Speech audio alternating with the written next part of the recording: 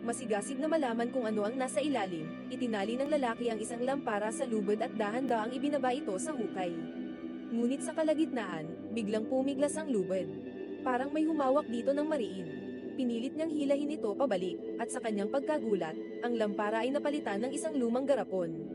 Nang buksan nila ito, natagpuan nila itong puno ng makinang na ginto. Masayang-masaya ang lalaki sa kanyang natuklasang kayamanan.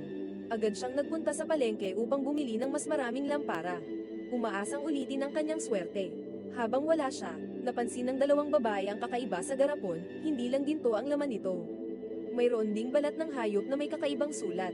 Nang suriin nila ito, natuklasan nilang may mensahe. Kung nais nilang makakuha ng mas maraming ginto, kailangan nilang magpadala ng isang bagay sa hukay. Upang subukan ang mensahe, nagdesisyon ang dalawang babae na ibaba ang isang lumang manok.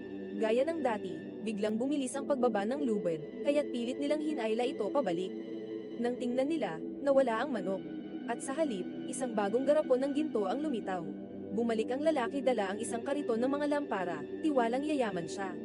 Maingat niyang inilagay ang mga ito sa ilalim ng hukay. Ngunit nang hatakin ang lubid, ang mga lampara ay nanatiling lampara. Walang ginto.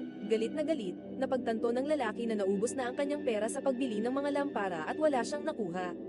Sa matinding pagkadismaya, kumuha siya ng kutsilyo at nagdesisyong bumaba mismo sa hukay upang kunin ang ginto.